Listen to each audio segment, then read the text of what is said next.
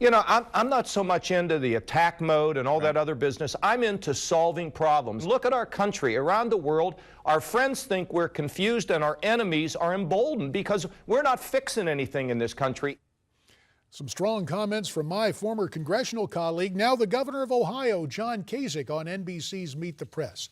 Welcome back to America's Forum. You know, the list of 2016 presidential hopefuls continues to grow as governors like John Kasich contemplate running.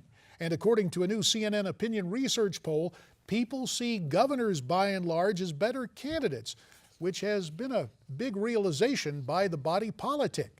Joining us for an in-depth analysis, we are so pleased to welcome the CEO of Pelopidas Media Network, Travis Brown, who is also the author of How Money Walks, How $2 Trillion Moved Between the States and Why It Matters. Travis, it's great to have you here. It's a pleasure to be back. Right now, possibly 19 Republican candidates, a whole lot of them governors.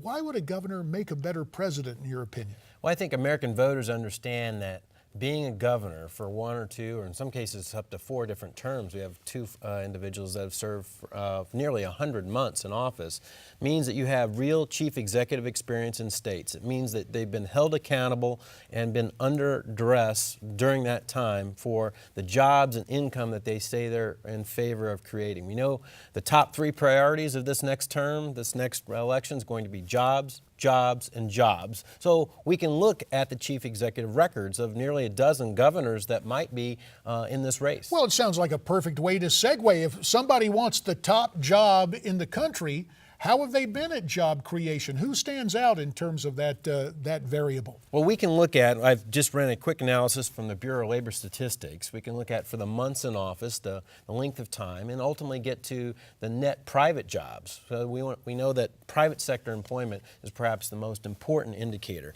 Top of the list, jobs per day, Florida Governor Jeb Bush. During his time in office, nearly 96 months, created 406 jobs per day. That's a pretty impressive record over that span. And then we have behind that Governor Rick Perry, former governor of Texas, at 397 jobs created per day over 180 months. So depending on length of time and consistent with the national economy, the boom and bust periods over those different periods, we can really look at the performance of what's happened in their state. Now, you mentioned that, but we began the segment with my old congressional colleague, John Kasich. He took office in Columbus amidst an economic turndown. A lot of folks still refer to Ohio as part of the Rust Belt.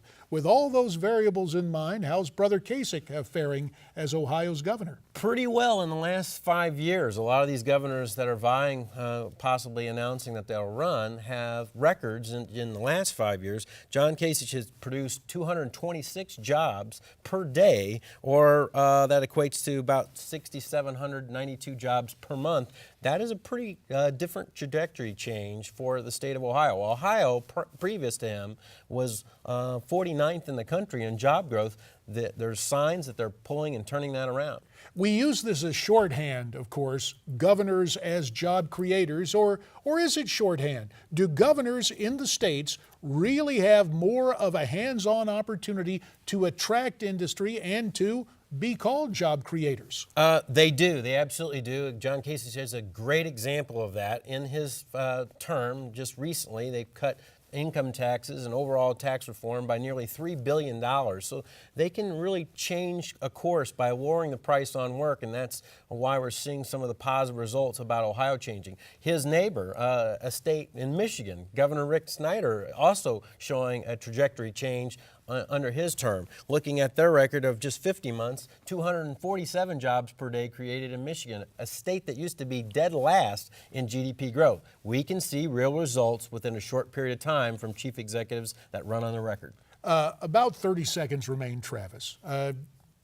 Anybody else who stands out as a former governor, job creator, who may get in this presidential race? Well, on the other side of the spectrum, there's a questionable record by Maryland's Governor Martin O'Malley that just shows about 2 jobs created per day. So it does matter what period of time you're looking and what state you're in. Well, as Martin O'Malley does in Maryland, his idea of having government create jobs rather than the private sector obviously has worked there, and a cautionary tale about the different approaches. Travis Brown, we appreciate your time very much. Travis, of course, the author of How Money Walks, how $2 billion moved between the states and why it matters.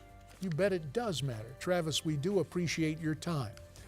When we come back, we're going to talk more about the Democratic field, get the view of one of my friends on the left who may have a different perspective. It's all a part of America's Forum coming up.